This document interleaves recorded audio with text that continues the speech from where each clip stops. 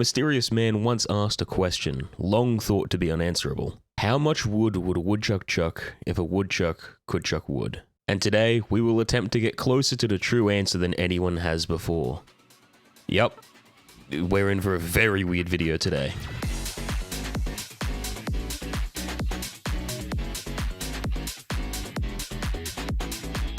Let's start off with some very important information. Firstly, for people who don't live in America like myself, a woodchuck is also known as a groundhog, and they're basically these big squirrels that dig burrows for themselves and live underground. Now, unfortunately, they don't quote-unquote chuck things. You see, most people, when they hear chuck, think of something like throwing. But according to the dictionary, chucking can also be to discard something, which, funnily enough, is some pretty common Australian slang, so I can get behind using this definition myself. Woodchucks also, funnily enough, don't have anything to do with wood at all. Instead, the name woodchuck is most likely a mishearing of the name woodchuck. But all of this is information that you can get pretty easily from Wikipedia. So let's talk about something that might be a bit more useful to us here, a potential starting point for our research. You see, there have been previous attempts to try and answer this absolutely meaningless question, such as this one, which interpreted chuck as the opposite of upchuck. So basically, how much wood would a woodchuck eat?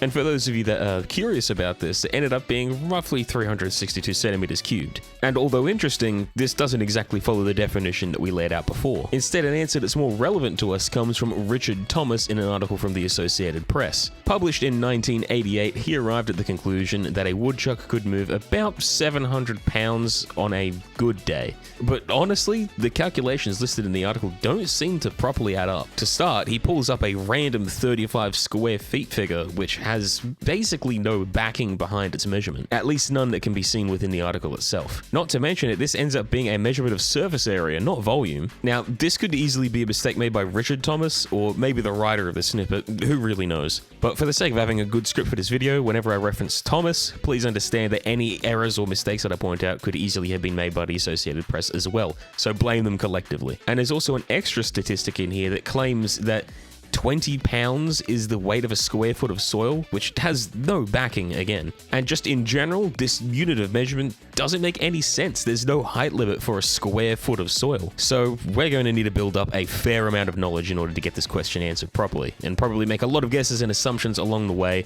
meaning that we don't actually have anything concrete to start with whatsoever. So let's start by making our first assumption here. We'll start by saying that the wood that we're dealing with will be wood chippings. Since your average woodchuck isn't exactly built for throwing large objects around, nor is it strong enough to dig through solid wood, we'd just be pulling random numbers out of our ass without making this assumption here. But don't worry, one way or another, we'll get out both figures by the end of this video. It's just that for the sake of realism, we'll assume that they'll be dealing with wood chippings, because, I mean, let's be real here, can't exactly expect a groundhog to go ahead and dig through this. Now, regardless of the exact figures that Richard Thomas used, his method towards trying to calculate this was actually more or less correct. You know, you start with soil, something that woodchucks already quote-unquote chuck behind them while digging their burrow, and then convert that into wood as an estimate. But Thomas did a couple of things that made his points kind of baseless. Firstly, he doesn't really give any explanation as to why he assumes the typical size of a burrow is quote-unquote 35 square feet, especially since this is a measurement of surface area rather than volume as we said before, meaning that this doesn't really help us out whatsoever.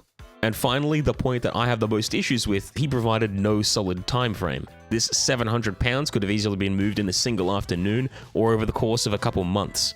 But let's try and get onto the same level and playing field as Richard Thomas did before we start trying to poke holes in his statistics and whatnot. So exactly how much dirt does a woodchuck move when they are constructing their burrow? Well, luckily for us, a man by the name of W.J. Schoonmaker had already answered this. Schoonmaker had published a book called The World of the Woodchuck back in 1966. And while he was doing research for his book, he excavated 11 burrows, in which he found that the average volume of earth removed from a woodchuck's burrow is approximately 0.17 cubic meters. And luckily for us, he had also measured the amount of earth that had been removed from the burrows as well before they excavated, which comes in at roughly 174 kilograms. So already, this is a whole 143 kilograms less than what Richard Thomas had estimated. But at least now we have an equivalent for how much dirt a woodchuck is able to move in weight form. So let's go ahead and see if we can convert this directly back into wood. To do this, we'll be using this cubic meter wood calculator from Wood You Weigh. But it was about at this point that I realized that I was going to have to try and put in a little bit more effort to finally find the answer to this question. You see, something that I hadn't considered before I got to this stage here was that different types of timber actually have different densities and different concentrations of water. So we would need to decide exactly what type of wood this woodchuck would actually be interacting with. Now, you have no idea just how lucky I was when I found this out, but we don't really need to worry too much about this. Because you see, a single internet search on DuckDuckGo revealed that there was a tree that lined up exactly with what we needed. You see, the Canadian aspen lines up almost perfectly with where you'd be able to find groundhogs. As such, this would be a very common type of tree for a groundhog to interact with, and so in order to try and mimic a relatively realistic environment where a groundhog is interacting with trees that they would actually be finding and interacting with, we'll go ahead and use the Canadian aspen as our perfect tree for our wood conversion. In an attempt to further mimic this natural scenario, we'll go ahead and assume that this wood was freshly cut. Now, according to the website, we end up with a ratio of 540 kilograms per cubic meter of aspen timber. And when we do our own conversion, we can find that a woodchuck digs its equivalent of 0.32 repeating cubic meters of aspen timber.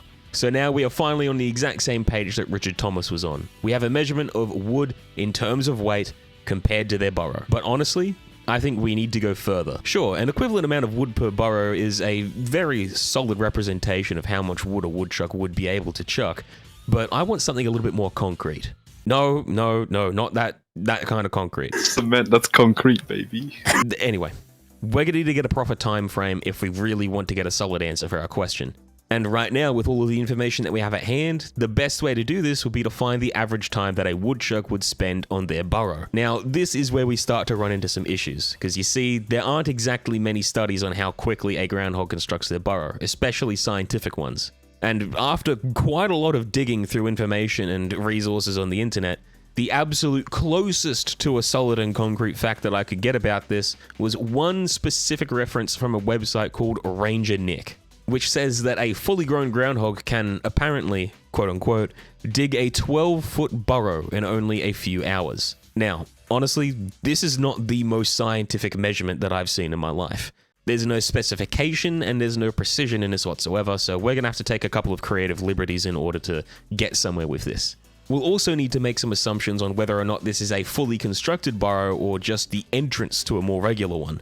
But by taking a look at the Wikipedia page for groundhogs, we can see that the average length of a burrow without side galleries was roughly 14 feet. And given how closely these two statistics resemble one another, I'll be going ahead and using this as a reference from this point onward. Similarly, we can also gather that the entrance of a groundhog hole is typically 10 to 12 inches in diameter. So for the sake of simplicity, we'll go ahead and use these assumptions to calculate the volume and take 15% off of the final calculation. We'll do this because no tunnel dug by an animal is perfectly smooth, nor does it end as a perfect cylinder, man. And honestly, figuring out the exact volume lost from something like this would be a colossal pain in the ass. But from a rough blender model that more or less resembles the 12-inch burrow from Ranger Nick, and calculating the volume from that using this handy button here, because honestly, I've done enough maths this video and I wanted something a little bit more visual to show on the screen, we can see that once we apply our groundhog built this reduction, the volume roughly lines up with the average volume removed from the average groundhog burrow. I know a lot of averages, but this does make things way easier for us.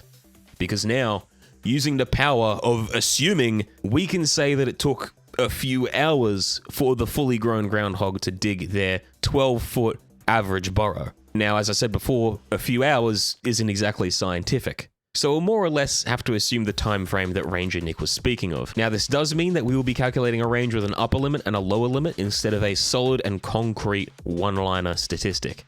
So to make sure that we can include a more realistic and normal groundhog within our final results here, let's go ahead and say that the time range that Ranger Nick was talking about was 3 to 4 hours. Because usually when you say a few, at least in my experience, it tends to be 3 to 4. So we'll go ahead and make that assumption there and calculate the range within that time frame. And what would you know, this is the final piece of the puzzle. All that's left for us to do is chuck in some calculations and get out some actual numbers. So let's not stall too much and get those final calculations going.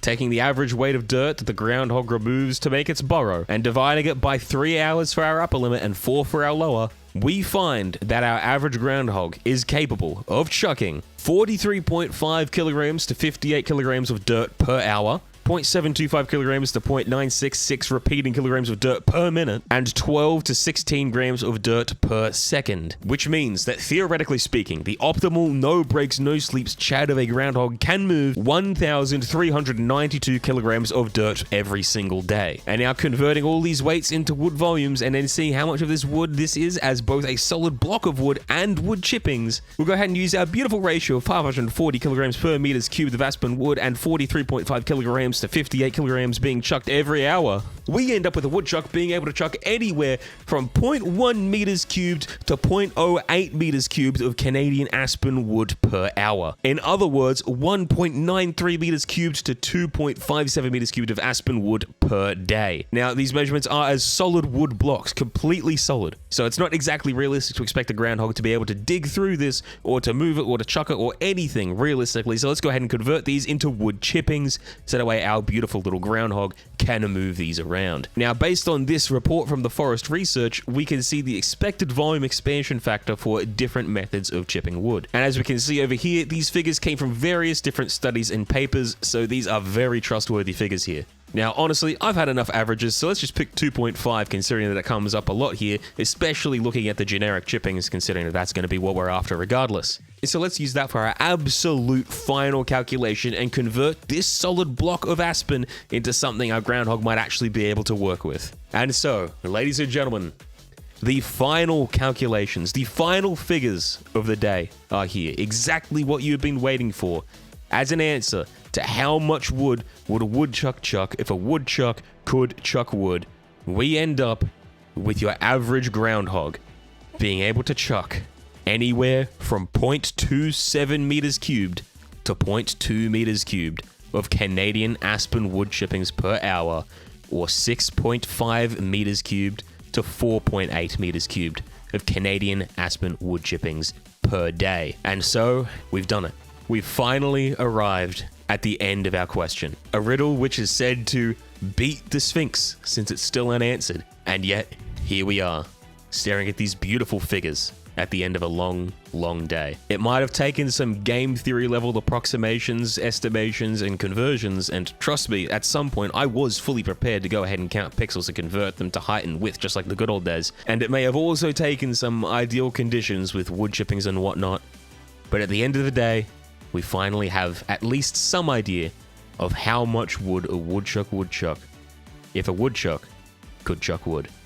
Alright, so how can we actually use any of this information that I hear you ask? Well,